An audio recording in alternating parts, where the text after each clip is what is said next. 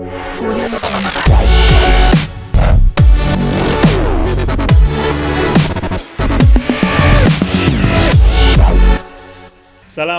warahmaullahi wabarakatuh. Selamat malam, salam sejahtera untuk kita semua. Ketemu kembali di podcastnya Mas Sony Anwar. Malam hari ini kita kedatangan tamu istimewa. Wah, ini energi muda lagi. Kalau kemarin kami mendatangkan di podcast itu ibu guru yang sudah pengabdiannya puluhan tahun sampai sepuh masih mengabdi untuk menjadi guru di sebuah taman kanak-kanak. Nah, kali ini ganti yang muda lagi. Jadi kita akan mengulik ya, jadi kisah sukses dari Mas Yudo Bagya. Assalamualaikum, sugeng dalu Mas Yudo. Waalaikumsalam, sugeng dalu Mas Sony. Sehat nggih? Alhamdulillah, sehat. Alhamdulillah. Selalu sehat, semangat. Meski di tengah Covid harus tetap semangat. Nggih, sehat niki sing mboten sehat dompete. Mungkin bisa diceritakan Mas, karena ketika pandemi ini jenengan sudah berapa lama nggih? Dulu 3 bulan, 4 bulan mungkin ya? 4 bulan, mulai 31 Maret, 21 Maret. 21 Maret sampai sekarang? Iya. Wes ini lost doll tapi gak manggung ini guys. Ceritakan Mas, kesan-kesannya apa, keluhnya apa, sedihnya seperti apa teman-teman, khususnya panjenengan yang di kesenian ketika ada pandemi Covid ini seperti apa? Ya, yang jelas ya sangat berdampak, berpengaruh sekali karena pertama nggak bisa tanggapan. Yang kedua, jadwal-jadwal yang sudah masuk kan cancel semua. Dan nggak ada pemasukan. Nggak ada pemasukan. Nggak ada pemasukan.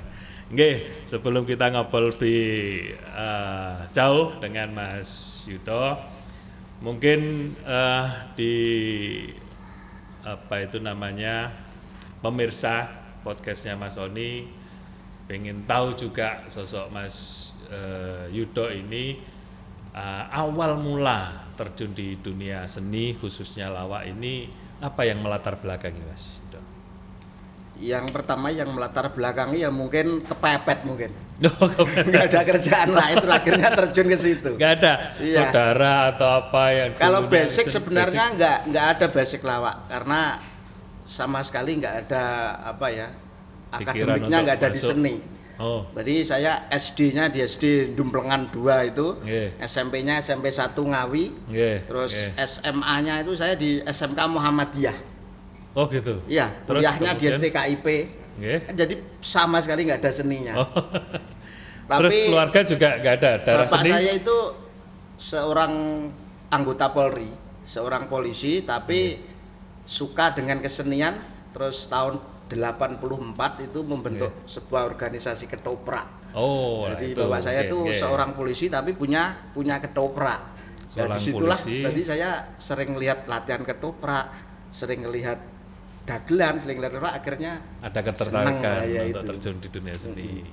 Terus kemudian ketika terjun di dunia seni mestinya kan ada influence ataupun pengaruh dari sosok lah, figur, atau ketika masuk jadi pelawak ini mestinya panjenengan lihat figur pelawak, saya pengen jadi yang kayak seperti itu sinten yang kalau dulu waktu pertama kali, karena di bapak itu punya ketoprak itu ada pelawak yang saya anggap legendaris lah. Ya bukan legendaris, tapi apa ya, saya anggap bagus itu loh. Dia masih muda, pinter juga, terus wawasannya luas. Jadi nggak kayak lawak-lawak yang biasanya. Biasanya kan lawak-lawak dengan modal apa ya, biasanya wajahnya jelek atau pakai celoreng, pakai gaya apa. Tapi itu waktu itu dia sudah nggak pakai apa-apa. Dandanya sudah bagus. Oh, sudah bagus malah. Sudah bagus, sudah rapi, sudah bersih. Itu namanya dulu dagelannya itu namanya gombloh. Gombloh. Iya, itu yang mengajari pertama kali saya ngelawak itu. Asli Ngawi juga itu? Bukan, dari Madiun. Oh, dari Madiun. Jadi itu yang iya, kalau pertama kali influen pertama itu Mas. Terus kalau kemudian secara apa, lihat-lihat banyak ya, termasuk Abah Girun itu juga menginspirasi, termasuk Mas Basuki, terus Mas Mami itu menginspirasi. Iya. berarti setelah masuk terus pengen mengembangkan Ya, apa itu ada ya semacam kursus atau belajar atau ya otodidak gini aja gimana? kalau kursus atau belajar itu sebenarnya apa ya nggak ada karena melawak kan nggak ada pelajarannya. Jadi kita otodidak. Kalau bahasa tobongnya itu kita biasanya nyebeng. Nyebeng itu nonton senior ndagel kita nonton itu. Nonton. Kita nyebeng, jadi kita nyerap ilmunya dari situ. Nggih. Nyebeng.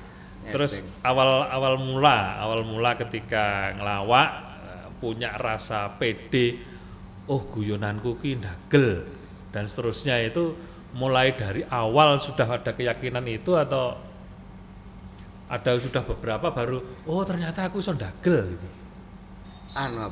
Ya memang ada kepedean dulu. Saya punya pede. kepedean bahwa memang saya ini saya memang dipelawak gitu.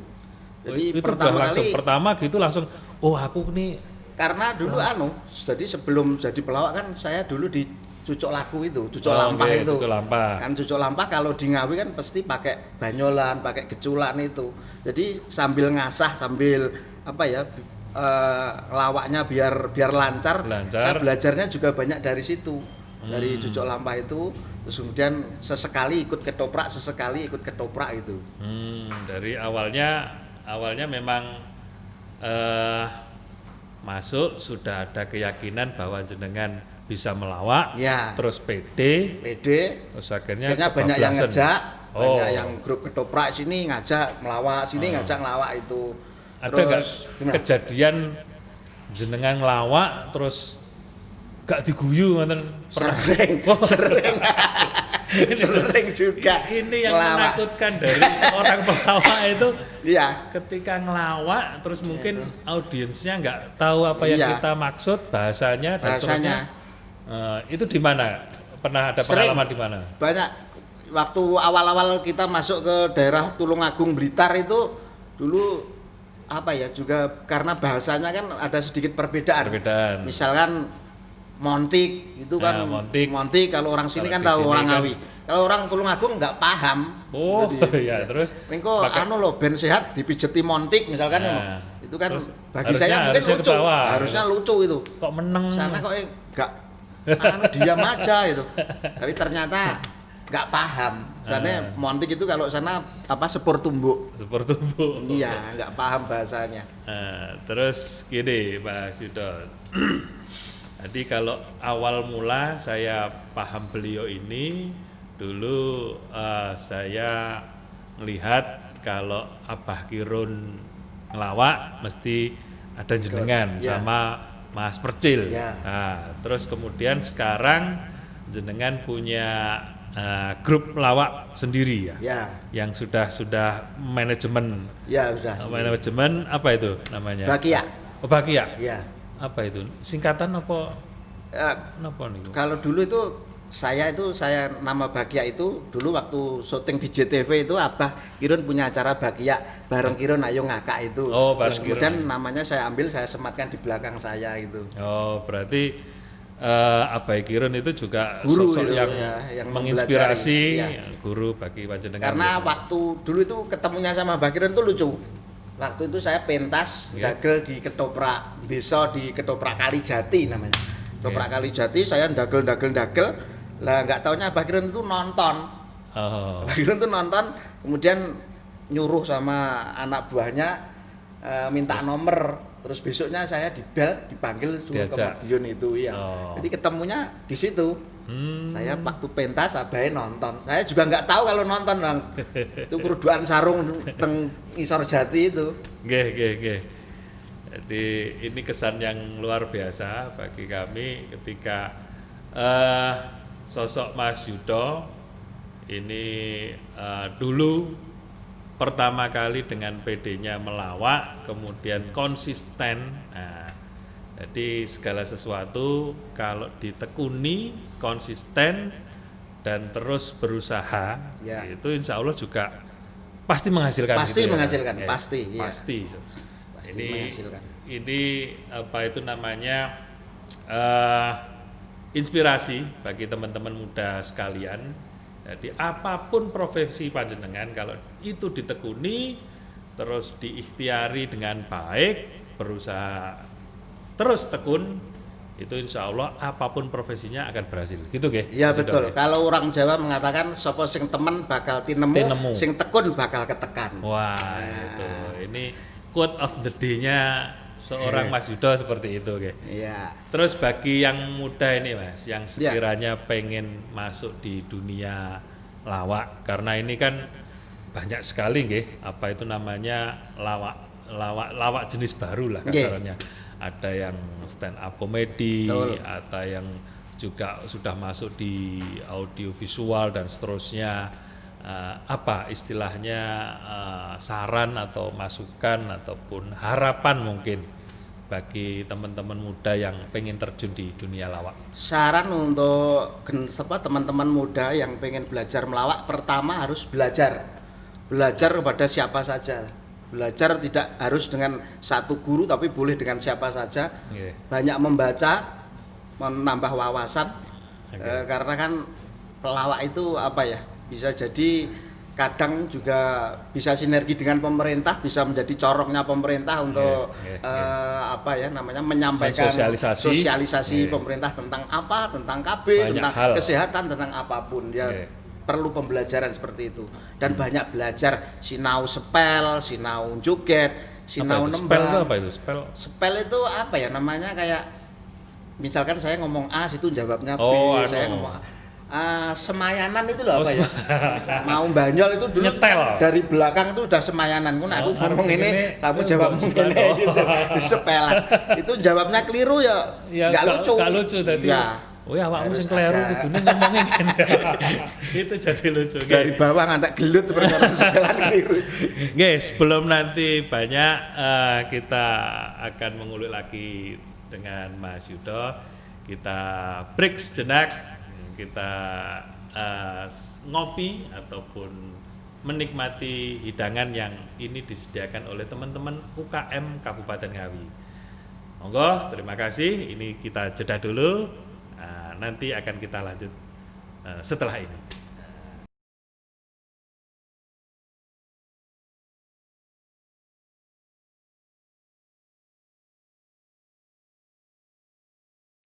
Oke, kembali lagi Lur. Tadi kita sudah istirahat sejenak sambil minum. Nah, tadi yang Apa itu anget-anget. tadi, Mas?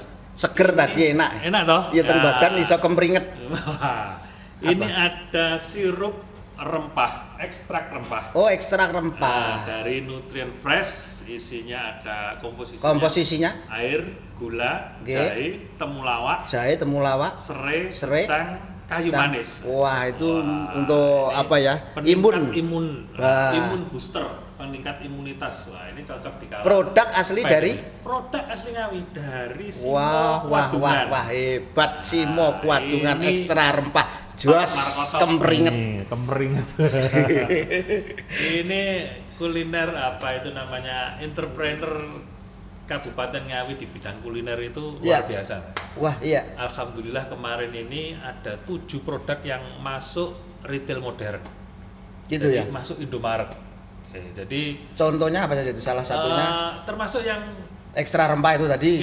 ada. Itu jadi ada 7 produk, ada crispy pare, ada Baileys cracker, ada macam-macam, ada 7 lah. Kita pengennya ya sebanyak mungkin lah bisa Betul. masuk di retail modern kita. Siap, siap. supaya UMKM kita ini semakin hari semakin Berkembang dan maju. berkembang dan maju.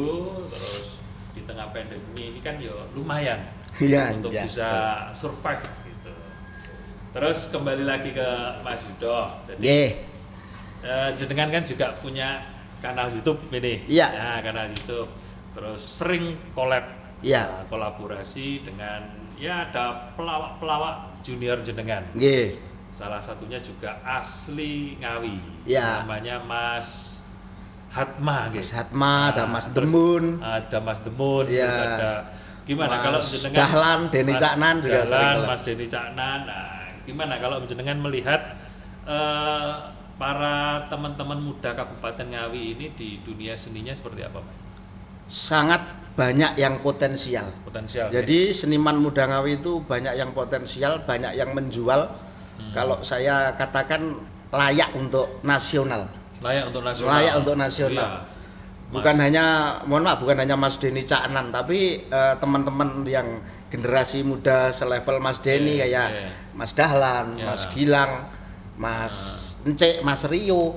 Mas Rio. Itu semuanya punya potensi-potensi bagus, dan saya lihat lagu-lagu mereka pun juga layak untuk menasional. Jadi kalau kita melihat sekarang, mohon maaf, barometer untuk musik ternyata di Ngawi. Kalau dulu 2 tahun kepungkur Banyuwangi, lagunya Banyuwangian. Tapi gitu. sekarang tolak ukurnya untuk musik di Ngawi. Mesti kalau ada artis baru keluar kok dari Ngawi, wah mesti dicari. Langsung booming.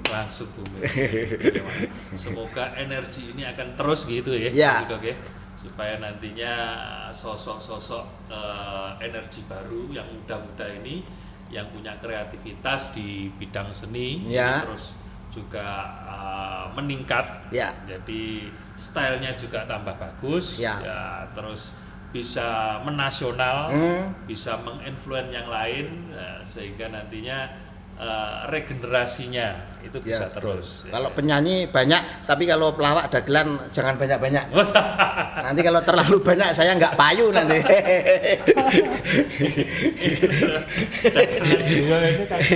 Kadang improvisasinya ya seperti ini, luar biasa. Ini patut ditiru untuk teman-teman yang muda. Jadi penguasaan wawasan itu juga penting ya di pelawak itu. Sangat. Ya kalau kita melihat yang nasional itu Cak Lontong itu. Iya betul. Wah, Cak Lontong itu sarjana ITS. Iya. Tapi jadi pelawak. Itu kecelakaan katanya. Tapi hasilnya luar biasa. Nah, jadi ketika jenengan memang fokus kepada dunia seni terutama lawak, di lawak itu juga butuh improvisasi yang luar biasa. Dibutuhkan wawasan yang luas juga seperti itu, sehingga nanti lawakannya bisa cair, bisa natural gitu lah. Jadi lawakannya jadi hidup. Ini jadi harus banyak belajar, banyak membaca situasi. Misalkan kita sebelum pentas, kita juga harus tahu kondisi masyarakat di situ seperti apa. Gitu. Ini tadi loh, sebelum kesini Mas Yudo ini, nanti apa ini Pak Oni materinya? Ya seputar motivasi dan seterusnya. Nah, tadi tidak tak omongin kalau di sini itu suruh ngelawak untuk stand up comedy.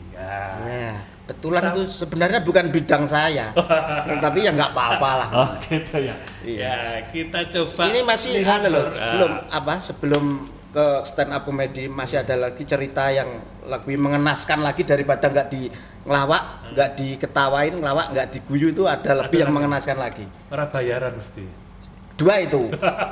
Ini masih lebih parah lagi. Lebih parah lagi. Jadi saya ngelawak belum selesai, belum nerima bayaran, masuk tahanan. Kok bisa ceritanya gimana? Di Hongkong kemarin itu. Ini peristiwa yang luar biasa, ini menjadi pembelajarannya. Tapi saya patut berbangga hati karena mungkin di Indonesia ini satu-satunya seniman atau satu-satunya pelawak yang sidang ditunggoni oleh Bu Menlu baru saya mungkin. Bu Retno Marsudi. Retno Marsudi ya. Itu ya.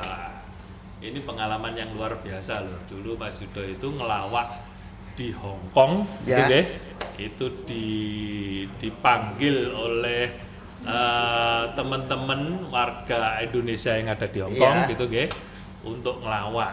Nah, kemudian di visanya itu visa dolan ya. Visa kunjung ya. Visa turis. Nah, kemudian di sana ngelawak.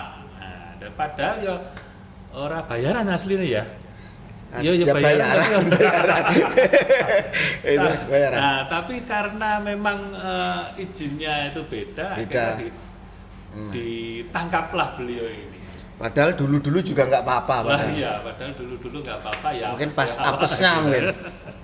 Itu pengalaman dulu di dalam sel di Hongkong berapa hari itu Mas? 35 hari.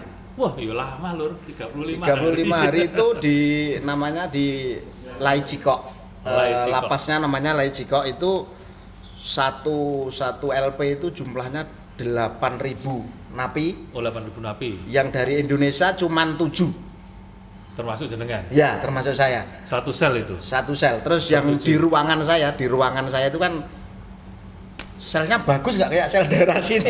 Selnya tingkat ada tingkat 9 itu loh. Selnya Untung tingkat selnya 9. bagus ya. Terus saya itu di ruangan 7B di 7B. 7B.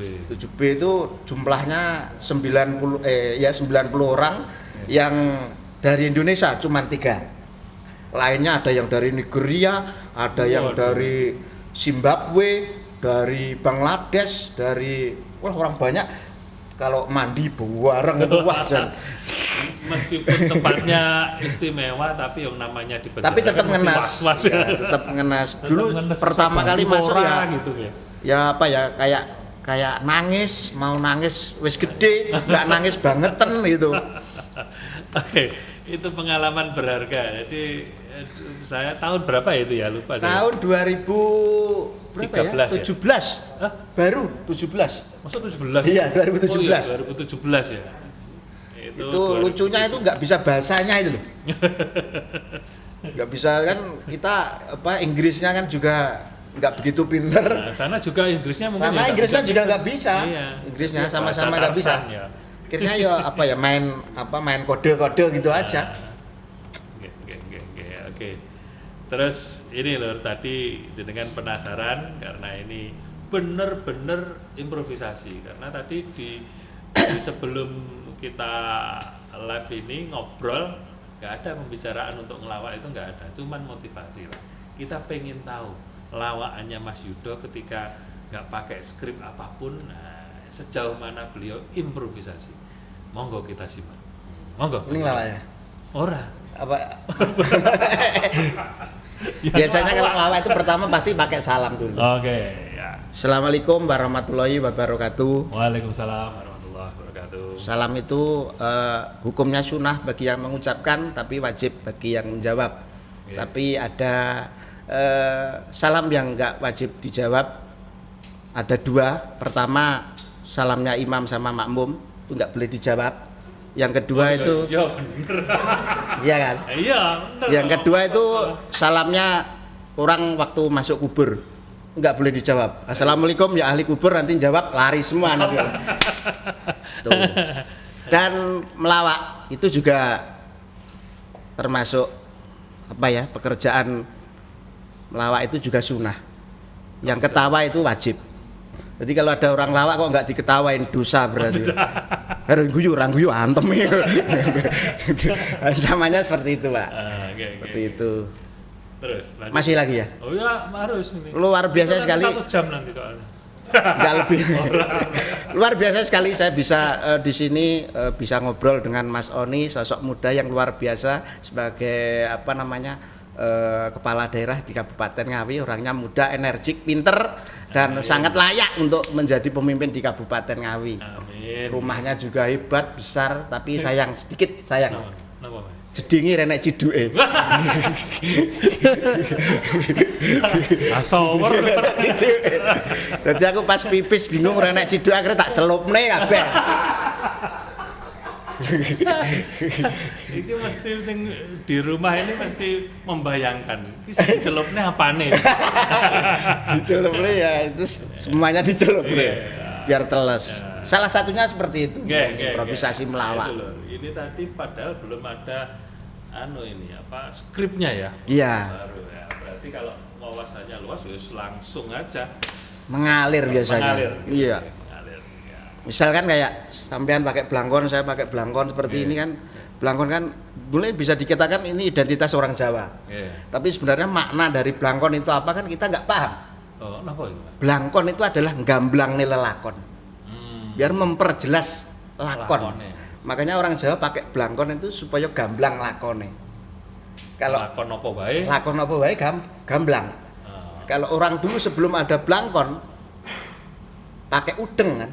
Ya. Udeng itu artinya wong itu ben mudeng atau ben ngerti atau ben paham. Makanya dipakai di kepala, otak itu kan di kepala supaya ben mudeng, ben pinter.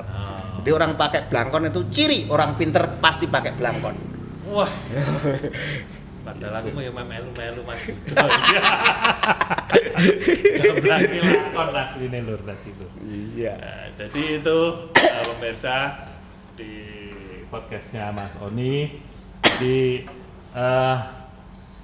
Mas Yudo ini sudah berkecimpung di dunia lawak kurang lebih berapa Mas? Berapa? Sudah lama sekali. Sudah berapa ya? 2001 sampai sekian Sekarang lah. Ya, 2001. 20 tahunan lah. Wah, 20 tahun. Iya.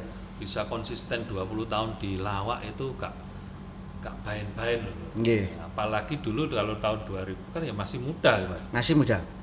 Lah ya. Masih kuliah waktu itu. Mengambil masih kuliah ya? Iya. Mengambil keputusan di waktu muda terus konsisten. Nah, itu memang langka. Tapi ketika sudah ketemu, wah ini menjadi suatu yang luar biasa. Jadi Akhirnya bisa menjadi apa ya namanya? Bisa kalau sekarang lawak itu bagi saya sudah panggilan hidup. gitu nggih. Iya, panggilan Kalau hidup. nggak lawak mesti gemberges nih awak gitu. Iya. Gemberges karena nggak punya Karena penghasilan, kan nggak duit duit itu. Oke. Jadi itu pemirsa di rumah, jadi ngobrol kita dengan Mas Yudo banyak menginspirasi beliau ini. Ini sudah selesai, Mas? Sudah selesai. Sampai subuh ini. Nggak sempet. Padahal aku sih pengen jawab loh. Gimana? Sih Ya. pengen jawab. Saya hanya pengen ngomong seperti ini. Gimana? Seniman itu ibarat dalam sebuah ruangan adalah AC-nya. Seniman itu ibarat sebuah ruangan AC-nya. Hasilnya. Jadi tugasnya adalah mendinginkan suasana, mencairkan suasana. Makanya seniman itu kalau wong Jawa ngarani nek lemes iso dadi tali, nek kaku iso dadi pikulan. Jadi bermanfaat. Dua-duanya. Dua-duanya bermanfaat. Lemes iso dadi tali, kaku iso dadi pikulan. Jadi bisa beradaptasi di mana saja. Itu seorang seniman. Kalau dulu orang bijak dengan seni itu menghaluskan budi. Betul. Jadi Kalau orang nggak cinta seni, iya. nah itu Berarti apa wae dadi ra mlaku. betul. Apik. Kalau mbah-mbah dulu mengatakan seni itu adalah angen-angen kang babar marang keindahan. Angen-angen kang babar marang keindahan, makanya ada istilah etika dan estetika. Jadi seni itu berkembang pesat, tapi dibatasi oleh norma. Ya apa ya etika itu kan, etika itu. Makanya di dalam seni itu tidak ada salah benar, adanya pantes karo ora pantes. Pantes karo ora pantes. Nggak ada salah benar, nggak ada dalam seni. Itu salah, itu sing bener ini, itu salah sing bener ini, nggak ada. Nggak ada. Sing penting Ya benernya pantes karo ora pantes. Misalkan joget itu juga kan estetika, seni. Tapi kalau jogetnya terlalu vulgar, terlalu gimana gitu kan etikanya nggak ada. Akhirnya ya estetika nggak ada etikanya. nggak pantes. Nggak pantas. Misalkan berpakaian itu bagus, tapi kalau pakaiannya norak misalkan di hadapan siapa pakai rok mini kan nggak pantas juga. Jadi benar salah nggak ada, yang ada pantas kalau ora pantas. Nah, ini filosofinya Mas Yudo luar biasa loh. Ini kayak kalau kita ngomong ketika kita mengerjakan sesuatu yang bener, Ya, itu ya butuh bener. nah, betul, Jadi nek wong ning dalan itu ora golek bener tapi golek selamat. betul. Padahal selamat wis mulai. Iya, selamat transmigrasi sekarang. Jadi Selamat itu dari loh. Ngawi malah ada yang jadi wakil bupati di Musi Banyasin. Oh iya gitu, Pak Nggih, Slamet Sumo ya. Sintono. Salam Pak Slamet. Ya, itu selamat nonton itu. Jadi itu loh, kita berkendara meskipun kita di tempat kiri gitu Ya sudah benar, merasa Sudah benar. nih, merasa benar. Tapi ono truk akhirnya nek iya. merasa bener tok ya ketubruk. Iya. Kan kudu minggir kan gitu. Betul. Nah, ini termasuk tadi seni. Ketika seni itu bisa menghaluskan budi, maka yang ada itu bukan hanya salah dan benar tok, Ya, tapi pantes karo ora pantes. betul. Nah, nganggo kathok ya aurate ketutup. Iya, Tapi nek ini ya dadi ra pantes. jadi ra pantas. Nah, Nggih. itu loh. Jadi kalau orang sudah berkesenian itu insya Allah solah bawane juga dilihat seperti Dijaga. itu. Dijaga. Minimal dijaga. Minimal dijaga. Kan tadi saya ngomong jadi apa? Jadi AC bisa mendinginkan Mendinginkan suasana. suasana. Iya, tidak malah memperkeruh suasana. Betul. Jadi seniman kan seperti itu. Nek seniman terus Kalau akhirnya bahasa lainnya mungkin nek uga iso dadi banyu sing ngademke swasana, aja pisan-pisan dadi geni sing marai dadi kobongan. wah, itu loh, ini quote of the day. Tepuk tangan untuk Mas Yudo. Iya, ngopo ide kok. Oke Lur, tadi sudah banyak berbincang dengan Mas Yudo, sangat menginspirasi. Dan semoga ini teman-teman muda yang berkesenian apapun itu, entah itu seni musik, seni tari, dagelan, mau yang ketoprak, wayang dan seterusnya, ketika itu dilakukan dengan istiqomah, konsisten dan bersungguh-sungguh, insya Allah akan ketemu hasilnya gitu aja. Iya, betul. Terus harapan ini panjenengan untuk yang muda itu seperti apa Mas? Untuk yang muda harapannya? Harapan untuk saya pribadi, Oke. saya semoga apa ya, hasil karya seni saya bisa diterima oleh masyarakat. Dan tetap bisa mempertahankan, kalau bisa mungkin langgeng bisa diterima oleh masyarakat. Tapi harapan untuk generasi muda, jangan patah semangat, tetap belajar. Konsisten, istiqomah. Seperti yang saya omongkan tadi, kalau kita sungguh-sungguh, kita teman mesti bakal tinemu, kita tekun mesti bakal ketekan, kalau kita obah, kita gemrekah mesti bakal mamah. Wah, itu top, luar biasa. Oke, terima kasih Mas Yudo. Di akhir acara, panjenengan saya berterima kasih sudah jenengan bisa rawuh hadir di tempat ini, di podcastnya Mas Oni. Dan saya yakin pemirsa di rumah ini akan menuai manfaat yang sebesar-besarnya dari silaturahim kita pada malam hari ini. Dan ini ada titipan dari teman-teman UKM Kabupaten Ngawi ini Mas. Iya. Ini yang ditunggu-tunggu ya ini.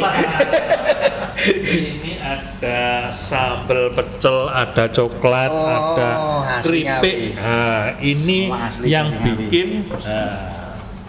bikin Cilanaya.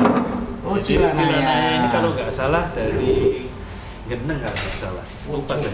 Iya. Ada anunya, tapi lupa.